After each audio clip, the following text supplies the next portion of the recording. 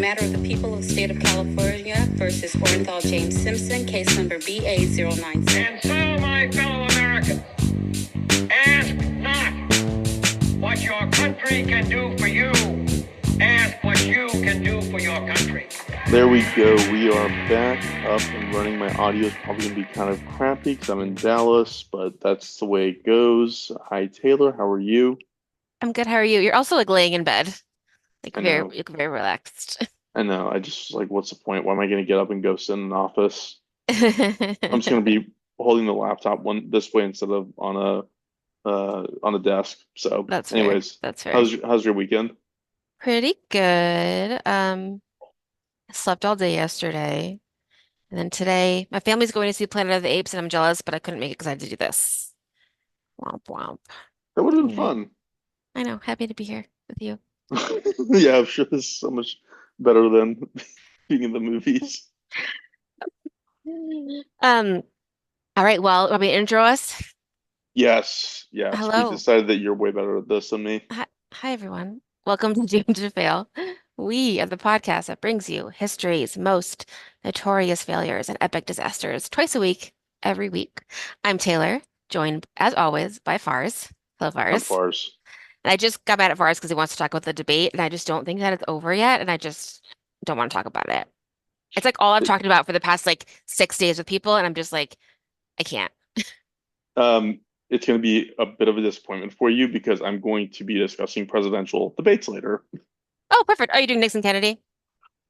No. That's like all people talk about this week. No, I'm kind of exaggerating only a little bit. I'm really talking about presidential races and the way things have worked out. I'm gonna address one specific campaign, but I'm not gonna spoil it because I think you go first this week. I do. I There we do, go. and I'm going to continue talking about the Olympics. Um, if you log into our Instagram as us, all of our algorithm is just Olympics, and it's very, very fun. There's like trials happening right now. There's divers. There's videos of like divers' parents crying because they're so excited. There's people breaking records. Everyone's really fit. It's very exciting. So everyone's in trials right now, getting ready to go to Paris. I had to buy 2 pairs of new jeans. So I bought new jeans from Old Navy because I don't know. I still feel like that is where I buy jeans. And I bought a Team USA sweatshirt. And then I was like, I have too many sweatshirts. But I was like, I would literally never wear one of those Old Navy 4th of July t-shirts. But I was like, I will 100% wear an Old Navy Team USA sweatshirt for no reason. So that's coming because I'm very Olympic out right now. Isn't it like Like 100 degrees where you were? it is, yes. Okay, But so you just have I to wear keep it the. cold in here, Got it. cold and expensive in this house. Got it. Got it. Um, and I don't care. My friend at work, we have like weekly presentations, and sometimes it's about work. It's about like data and the internet or whatever. But then sometimes it's about fun stuff. So I actually did our Able Archer 83 episode on I did it for my work. I like had a presentation and like did it again.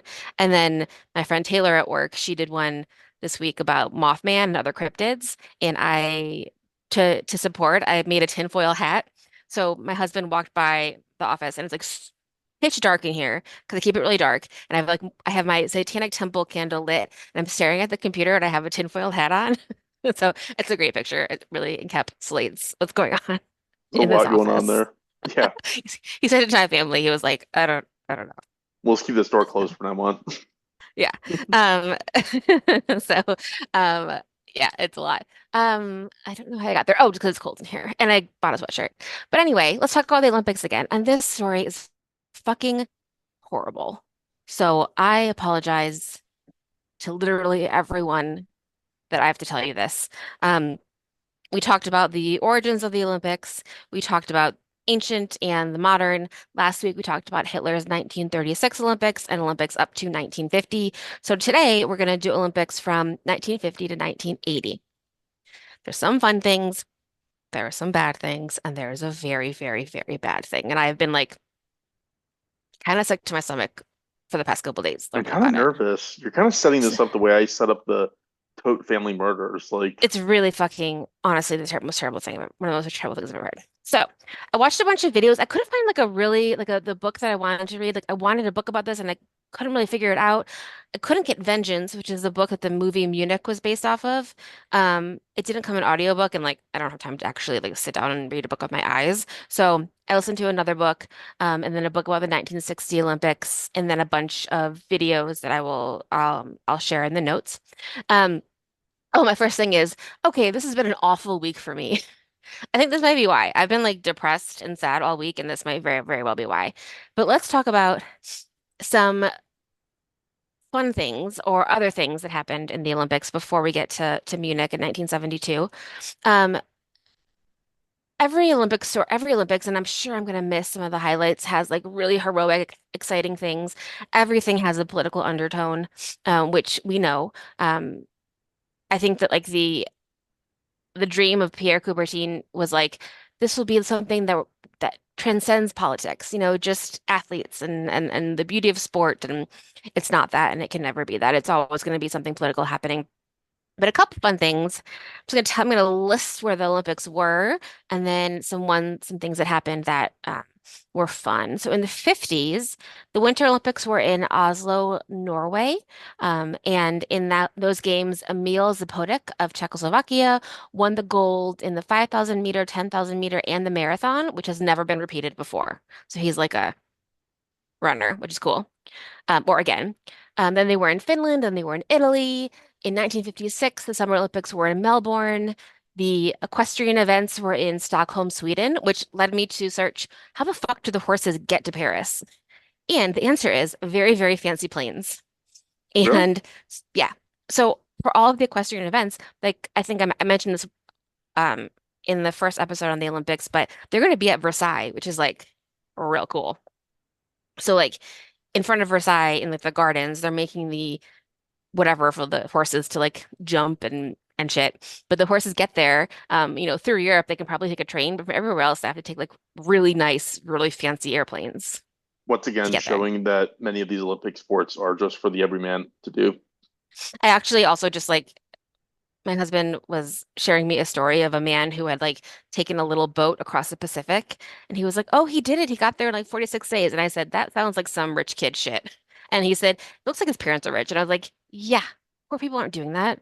Like that's the guy was like, it was an interview with him, and he was like, "Yeah, dude, I was like worried." And I was like, "Ugh, I just hate that rich people You can shit." probably get like sponsorships. I mean, I don't Ugh. think Greta Thunberg is like a millionaire, but like she takes like a private yacht everywhere or sailing yacht or something. She wants to do carbon neutral. So I think that she just gets sponsored by a bunch of like Just sail everywhere. environmental groups. I Yeah. love that about her. Um, so anyway, exactly. Equestrian events for the everyday folk. In Melbourne, also, a couple countries had boycotted that due to political reasons. There was a Suez Canal crisis, and the Soviet invasion of Hungary. So things were happening in the 50s and 60s, obviously. The 60s is going to be the Cold War. The Winter Olympics in 1960 were in Squaw Valley, United States. And in the summer, they were in Rome. So I read a book called 1960 Rome, the Olympics that changed the world. And like after I was done reading it, I realized that I read the abridged version and I was like, did they abridge the world changing out of it? Because I didn't really see it. Like I Changing didn't out of changing out of what? out of the book. Like I didn't see any world changing in the book. It was just like a typical Olympics. But whatever.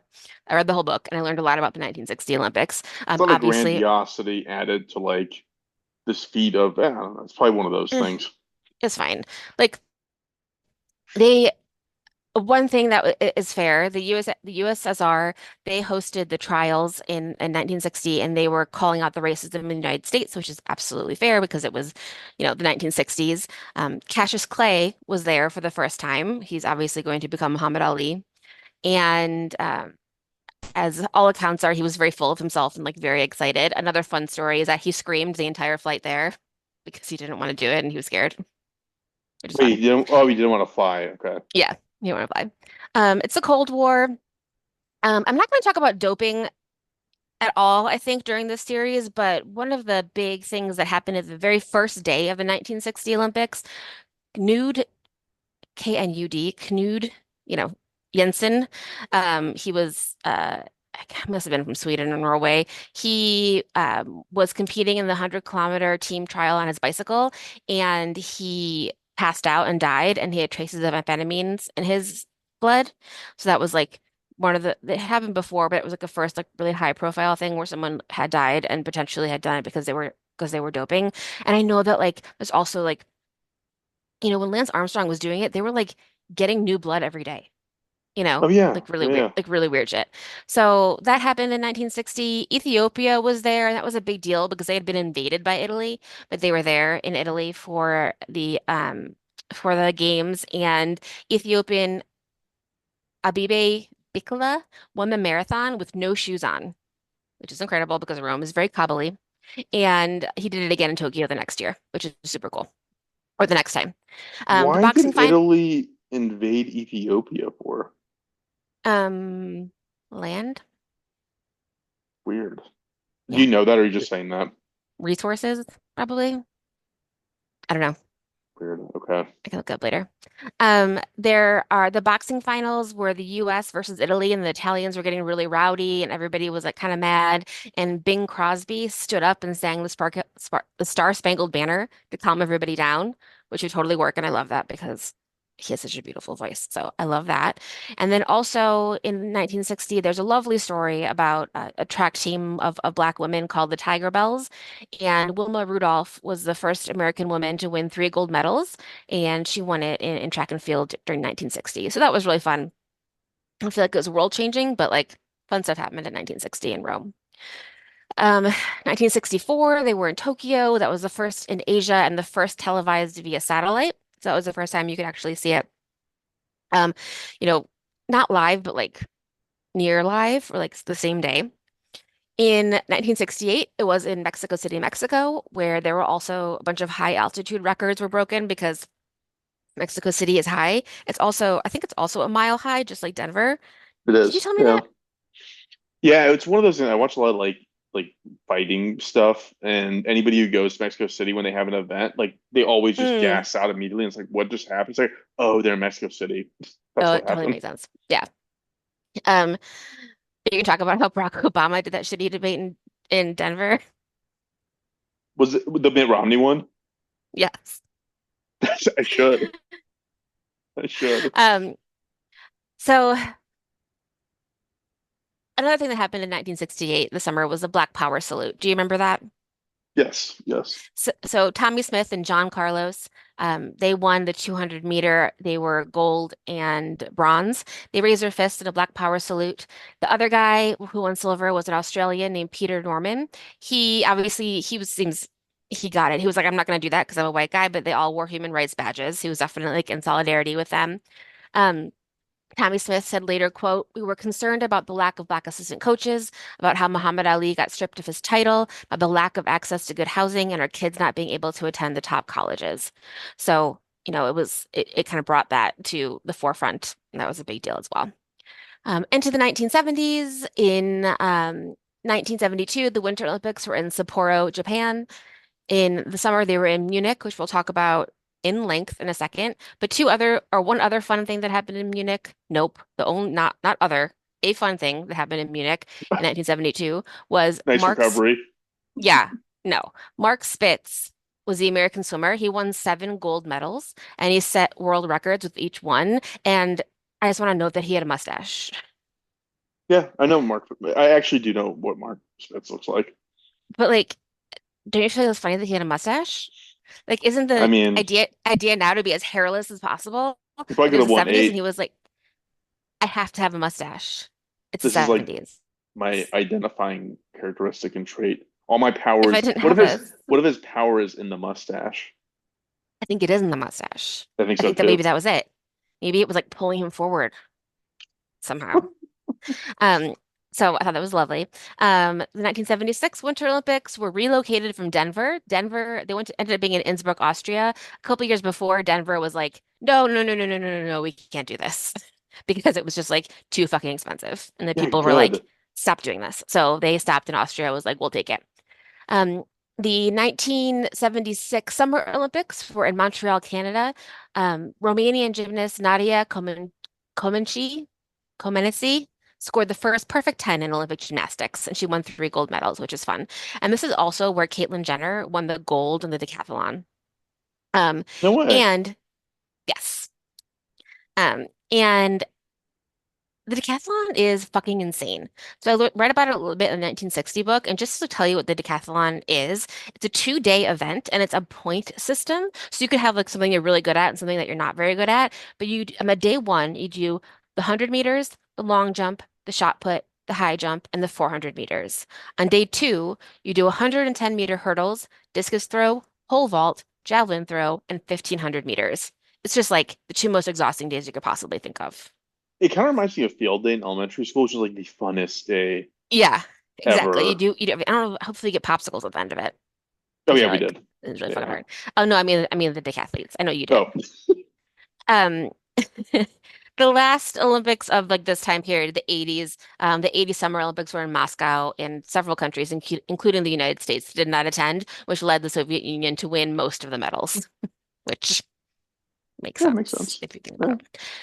So next week we'll talk about 1984 because there's a lot of stuff with Los Angeles in 1984 that resulted in the way that LA is policed that kind of ties sort of set the stage for like race riots of the 1990s.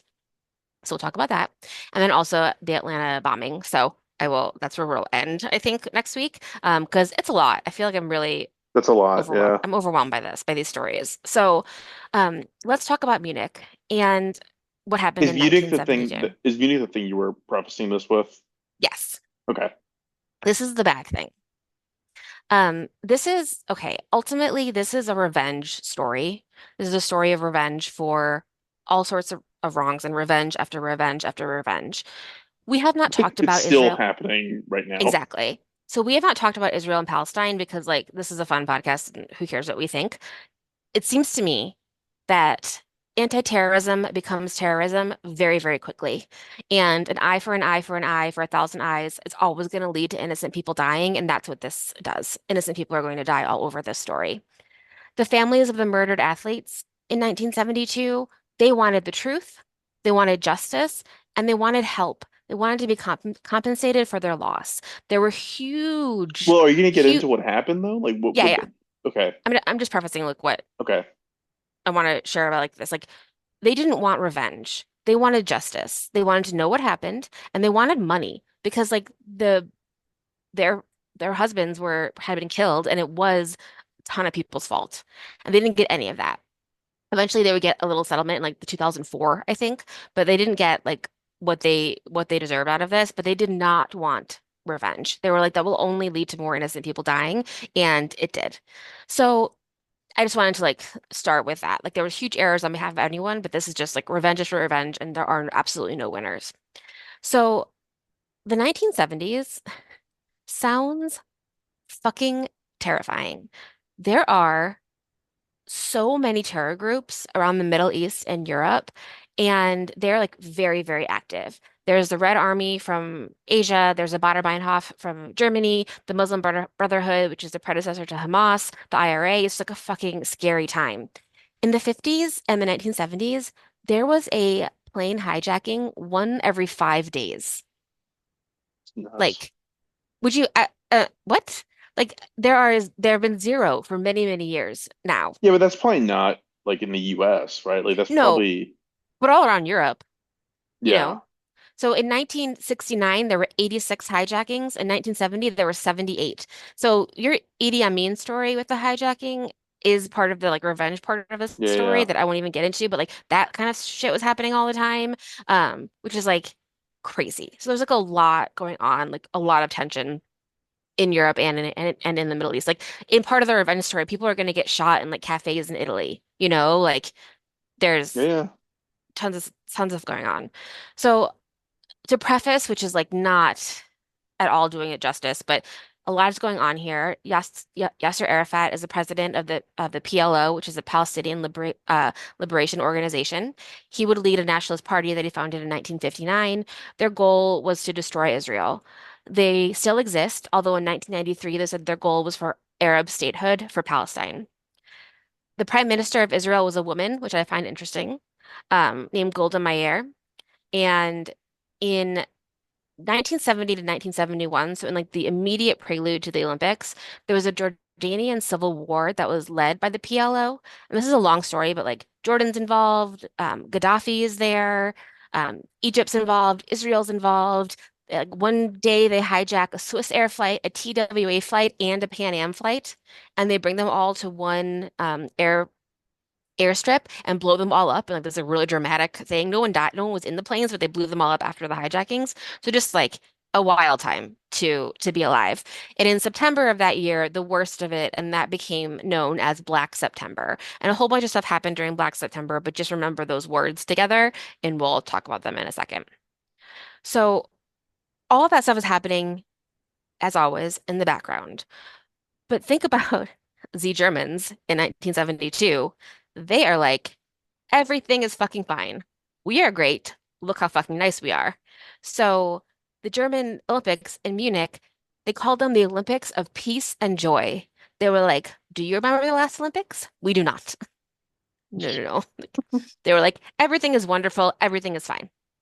So because of that, and then Fars, you'll remember last time that we talked, in 1936 in the Winter Olympics, like everyone wore their like SS uniforms, and people were like, "That's a little much." So in the summer, they were like trying not to show that they were like SS people, but they were like very clearly the SS. Yeah, of course. Can't You really can't hide that. hide that. So in 1972, there is almost zero security. The cops and the Olympic security do not have guns. They have nothing. They wear these like powder blue suits, and they're like everything's fine, and there's not very many of them.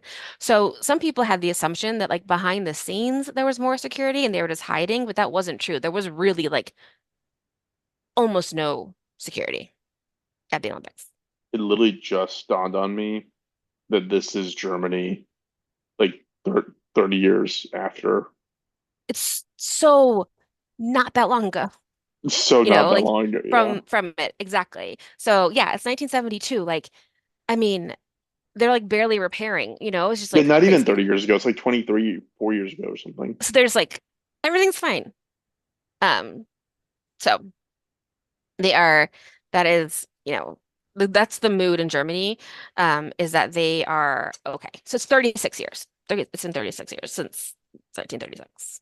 Got it. I just did the math because I think Thank you like that for, doesn't sound right. I'm gonna have to sub this Um, out. so um, they're like everything's fine. We're fine. Every country did have their own like security team that would go beforehand and be like, everything seems fine. The Israeli security, they seemed to be more worried about the security of their press than the athletes themselves. And they seemed not concerned either. One of the coaches did go early, and he said, this is not safe for our athletes. The Israeli team, the women were somewhere else, but the men's team was in an apartment on 31 Connolly Strasse. They were in apartments 1 through 5 in the Olympic Village. So they had 5 apartments. They were all first floor apartments, but they were 2-story um, apartments, and they housed the some wrestlers, some fencers, and a lot of coaches as well. So one thing that was if you look this up, you're going to see pictures of someone looking over a balcony. And that was confusing to me for a second because the first thing you also see is that it was a first floor apartment, which seems very, very unsafe, but they were 2-story apartments. Got So it. that's why. Um, I was confused Yeah, by that that. is a scary picture. Of the guy with the mask on. Yeah, It looks like the strangers. I know. I'll tell you what he was doing in a second. You'll be like, Jesus fucking Christ. That's what you'll say when we get there. Um, so there was no security, like I said, and the door to this part of the apartment block was always left open because it also led to the apartment garage. Or I'm sorry, the car garage, the parking garage. So you could always get in. Like you'd always get up to the door of the apartment. So this is terrible. It is a long operation to get the people from the PLO, who are a group called Black September. That's the name that this specific terrorist cell gives themselves as Black September in relation to the war that had happened the year before. They had spent some time like faking passports and getting into the country. At one point, in one of the airports in Germany, there was a couple, and they had 5 bags, and they got pulled over by security, and security was like, "What's in your bags? Open them." And they were like, "No, we don't want to, whatever." And then they opened up he's like, "Which bag do you want to open?" And then the guy pointed to one, opened it up, and it was full of lingerie, you know? So the Germans were like kind of embarrassed, and they like closed it, and they're like, "Fine, you can go." The other 4 suitcases were full of AK-47s. So like they just were shit lucky that those weren't the ones that they saw. And that's like, and then they took the 4 suitcases, put them in lockers in the train station in Munich, and then they like went on to the next person. So it was like one thing after a thing to get the guns, to get the people there, and it all culminated on September 4th, 1972. So the athletes, who I will tell you all of their names, they were out in Munich seeing Fiddler on the Roof, which is fun. They went to a show. They saw a very famous person who played like the lead role. Um, it was a mix of athletes and coaches. One of the doctors, that was a team doctor, his 13-year-old son had asked to stay in the Olympic Village with the athletes, and he said no, and the son was really mad, and he didn't stay there, which is like obviously saved his life, but is really just like a gross side story, you know? Yeah. Um, so at 4:30 a.m., 8 members of Black September scaled the fence, which was only 6 feet high, Okay. and got Can I into, pause? Can I pause? yeah, How do they know? Were they trying still? I saw the movie Munich, but I saw it like I was in college. I remember only that Steven Spielberg directed it yes, and Eric Bana was in it, they knew who they were going after. They wanted to go after the Israelis. That was the point. and they knew they were there. Yes. They had Okay, spent a lot of time like sneaking around where they didn't really have to sneak around. They could just kind of like walk in and see, and they knew exactly where they were staying. They had a set of copied keys to the room. They were like ready. They were got dressed in it. tracksuits, and they had all of their, excuse me, all of their stuff, like their weapons. So they specifically wanted to target the Israelis, and I'll tell you what they wanted, what their demands were. But they scaled the thing. 2 drunk Canadians helped them.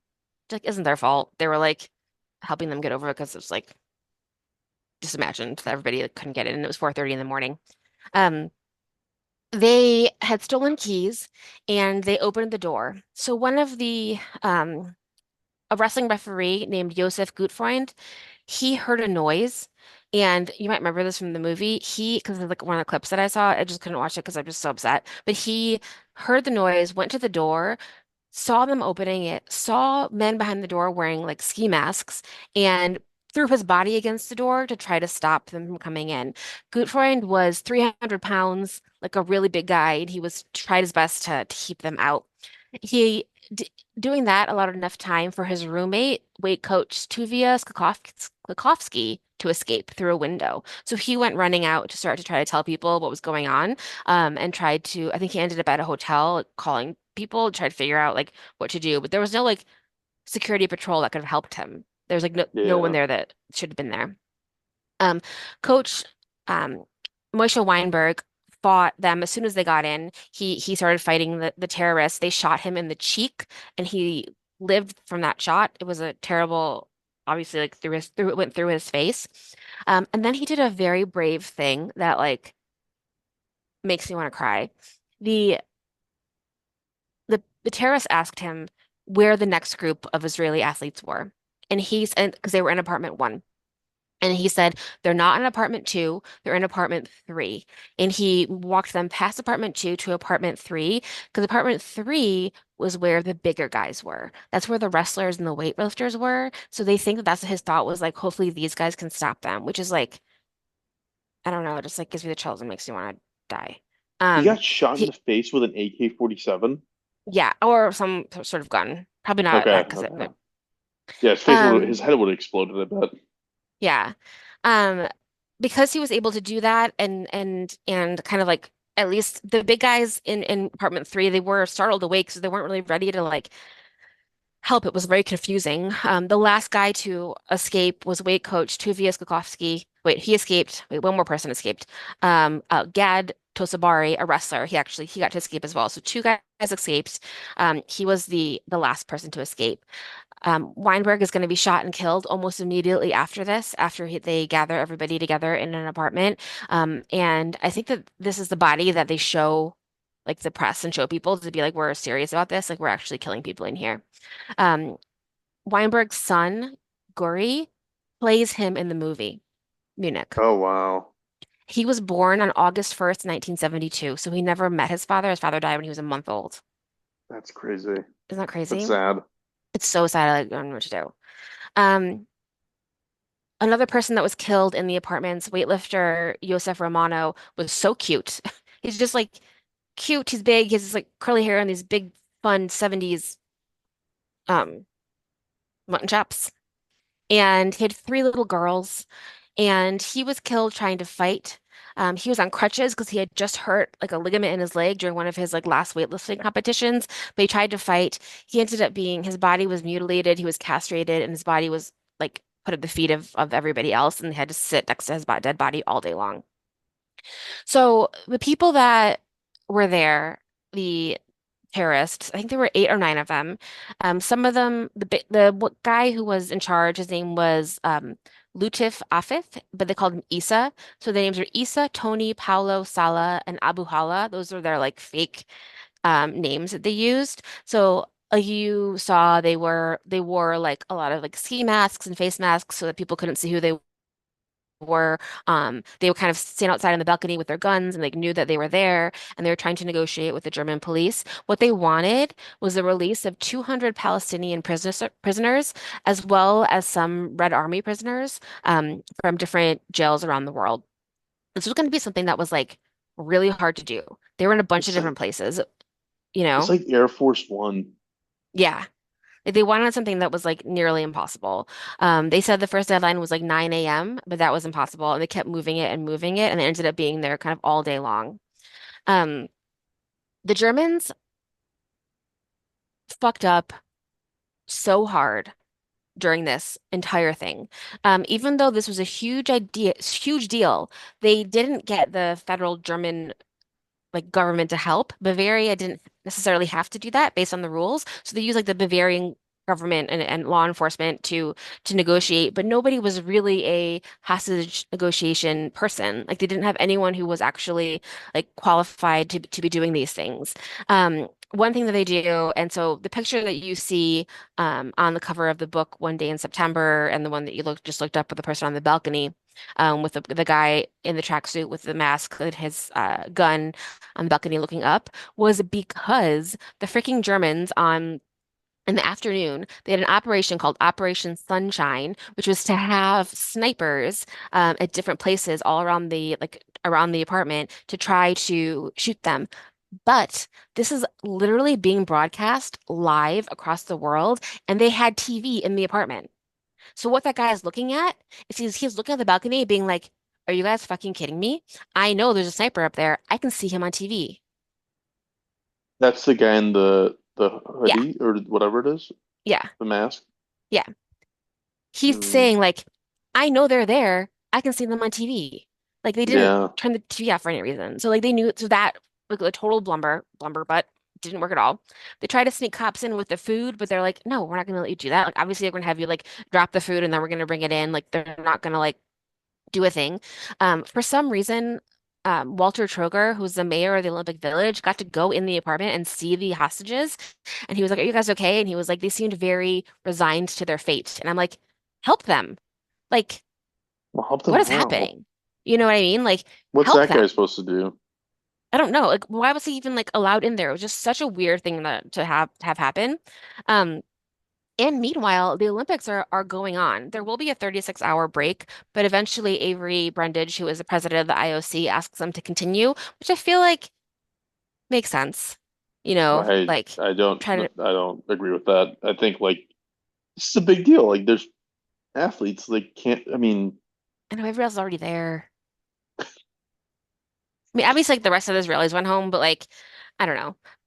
But I think even worse than that is like while it's happening, you can see in like the news reports that like 200 yards away, there's a like a green area with like a fake pond where athletes are like playing ping pong and sunbathing, you know? Like life is going on even in the Olympic Village while this is happening, which is pretty so wild. wild. Yeah. So the Germans do things like we're gonna get them a helicopter. They were like, fine, we want to be taken to an airfield to be taken to an Arab country to continue these negotiations, you know? And the Germans were like, that's fine. You can definitely do that. That sounds great. So they wanted at first to get them there through the parking garage that was below, but then the guys were like, obviously you're going to try to shoot us in this parking garage. So they like ended up getting on a bus and going to a smaller airfield that had helicopters and taking those helicopters to a larger airfield. The helicopters didn't have to go very far, but they made them they were full of gas. Like they filled them up with gasoline. Like they didn't have to do that, but they did. So they were like very flammable. Keep that in mind. So there's four hostages now left alive. They're on each of the different helicopters. They are taken to, it's 10 p.m., so it's dark. They're taken to the Fürstenfeldbruck air base. It's a NATO air base. They're taken there in helicopters. When they get there, the Germans have a 747 that's ready to take them like wherever they want to go. 747 has cops dressed like flight attendants, but it's like very clear that they're cops. Like they don't even change their pants. They just put on like a flight attendant jacket and like try to do it. And in the middle of it, they give up. Nothing even happens, but the cops in the plane quit and like leave. So at the time the terrorists get there, Issa, the main terrorist, gets there and he goes into the plane and he's like, this plane is empty. Like, this is weird. We can tell that you all are lying to us. They also had snipers that were obviously like around the airbase, but none of them were actually snipers. They were guys who like maybe knew how to shoot a gun, but none of them were trained. None of them were snipers. They didn't know the thing to like coordinate with each other. Like there was like nothing. They were never ever going to shoot these guys. So now that they know that they're duped, it's chaos. Everyone starts shooting. So the terrorists are shooting, the Germans are shooting, and they end up throwing a grenade into one of the helicopters, blowing up half of the hostages, and the other half, Issa, the main terrorist guy, goes in and shoots them all point blank really close and kills them all with like the AK-47 and they all die in the helicopter. So all of the hostages died.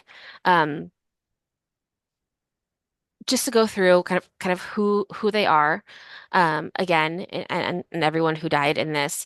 Um, the During the initial break-in, Moshe Weinberg and Yosef Romano, they were both killed. Later, killed by a grenade in the helicopter. They were seated from left to right. Zev Friedman, David Berger, Yakov Springer, and Elazar Hoflin.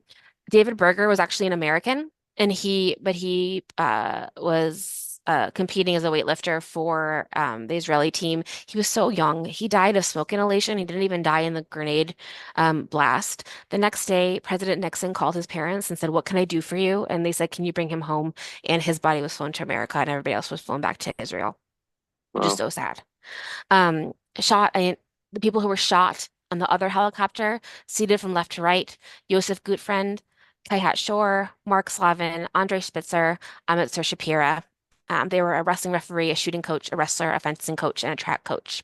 During the gunfight, a West German police officer named Anton Fliegerbauer was killed, and then five of the terrorists were killed in the fight at the Air Force Base, like in all of the chaos of the Air Force Base, including Issa, who was the leader.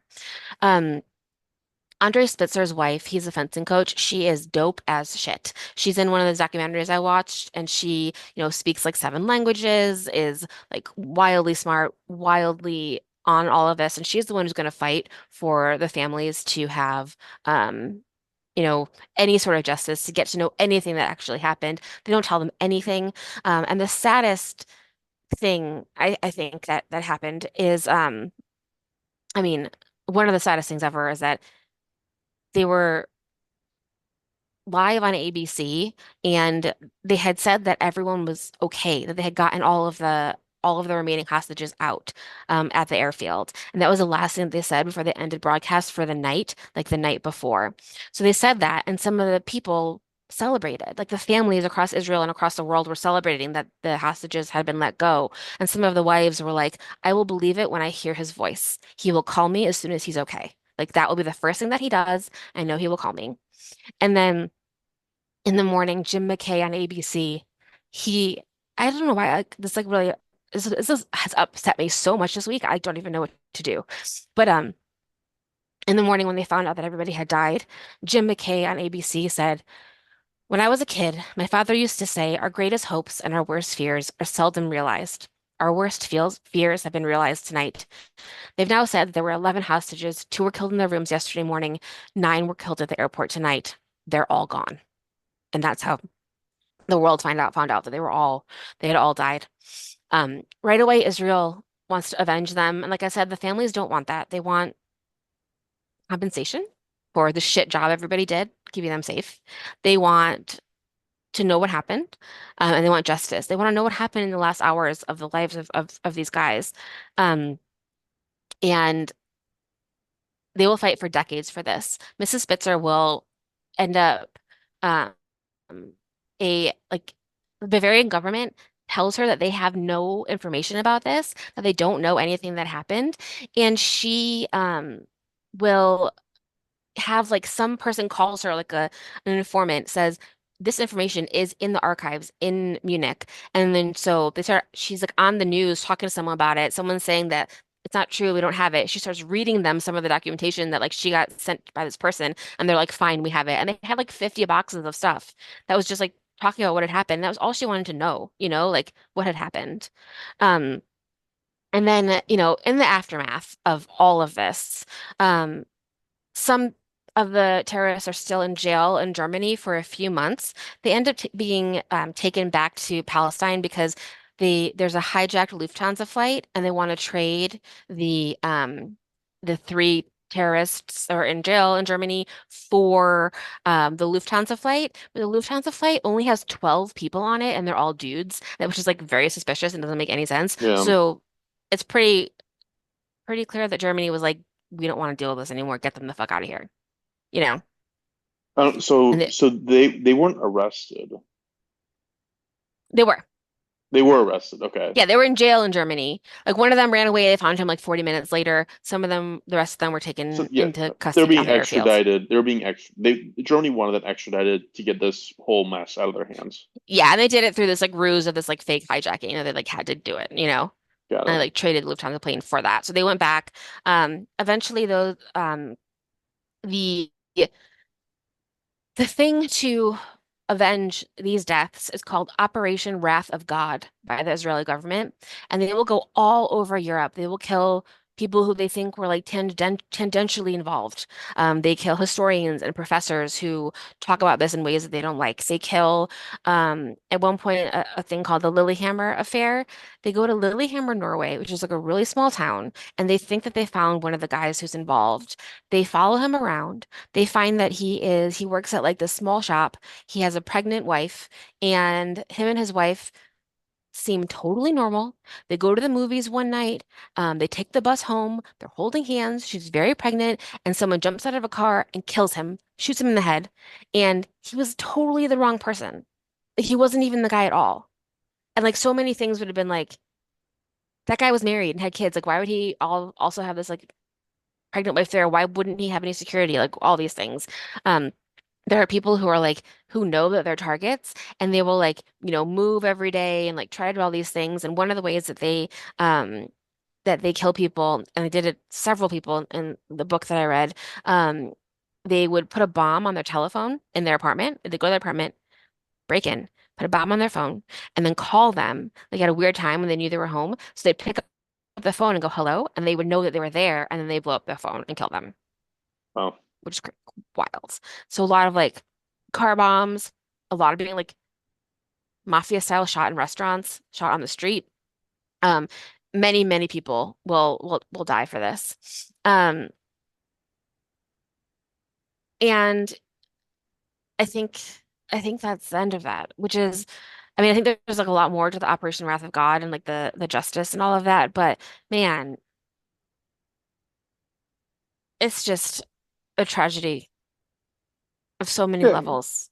it shows like how we get to where we are and Yeah. why. I was talking to someone like a strategist in politics, Hmm. and someone was like in the weeds on this stuff, and like, listen, like the reality is this is never gonna get solved. Like, you can't unwind the tape that's already there. Like it's Hmm. there's just way too much water under that bridge.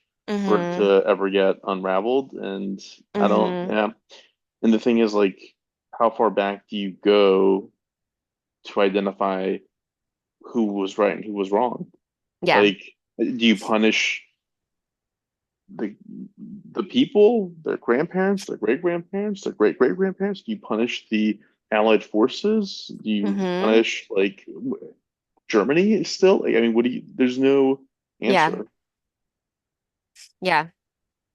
I don't So, know. It's such a long story. It's just such a fucking sad, sad story. Like those poor men, they were just had to sit there all day, knowing that they were going to die, knowing that no one was going to help them. and this And guy Yosef Romano, the weightlifter, his mm-hmm.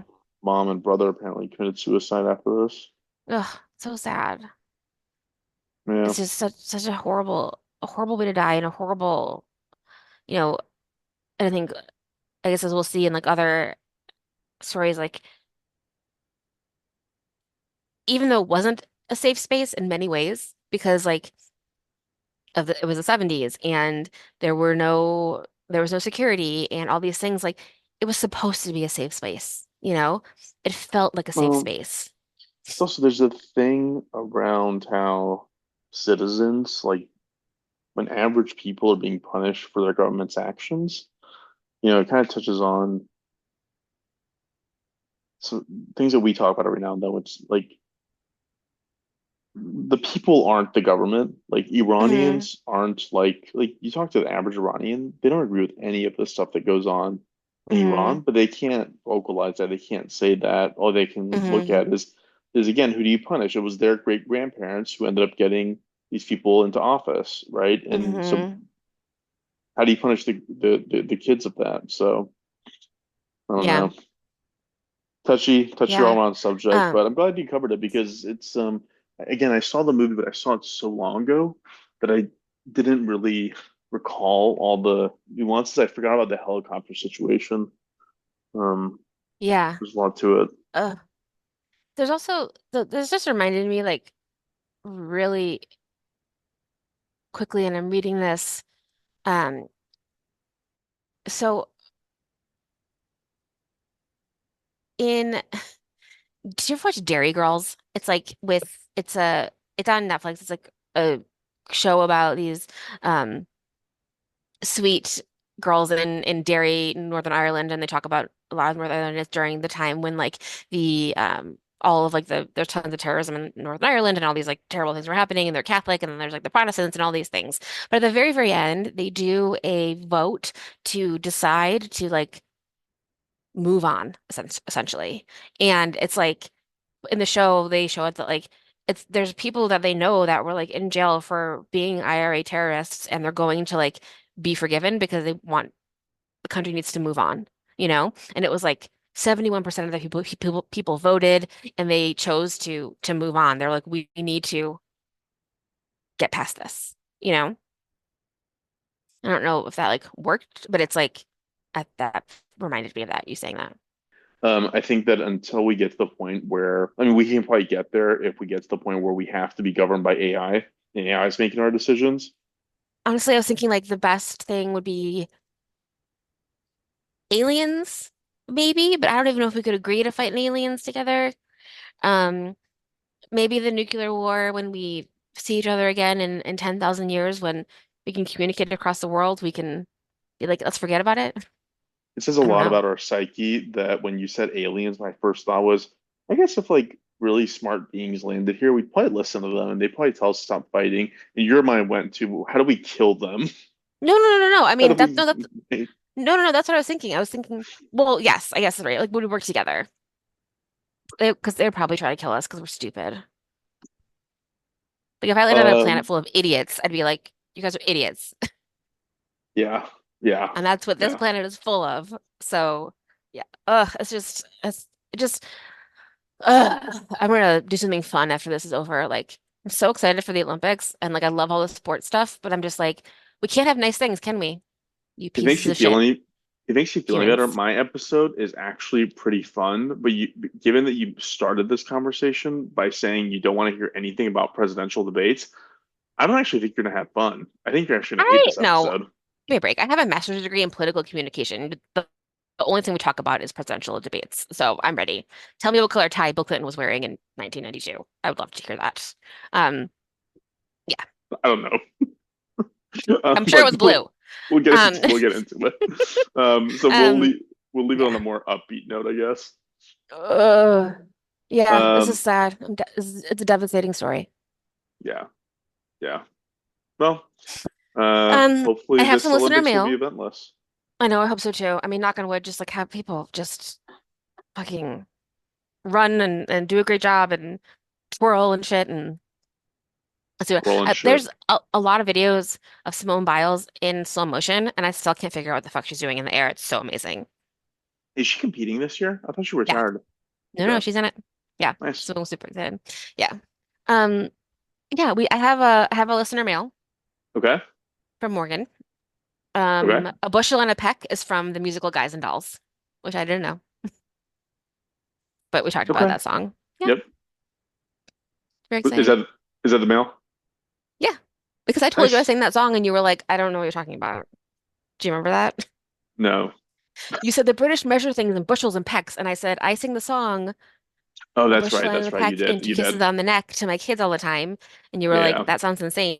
And Morgan was like, that's from Guys and Dolls. So her grandma Got used to it. sing Got that to it. her too. So That's I didn't make that up. that's the correlation is that you are into you actually know musicals and plays enough to have internalized some of the dialogue, but Yeah. not not the musical itself. And I just don't know many of it. Cool. Well, thank you, Fars. Thank you, friends, for listening.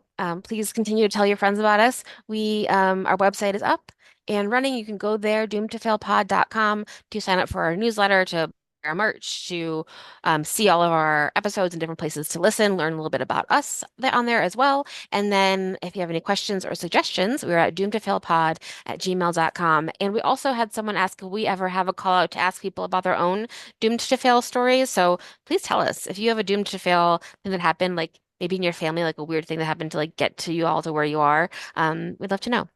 This all started with we were going to cover some of this, and we're going to ask people to call in with their own relationship doomed to fail, like when they started dating someone who was red flaggy. Well, did I just think of that and never vocalize it to you? I don't know. We had a lot of ideas. We have a lot of ideas. We're very smart people.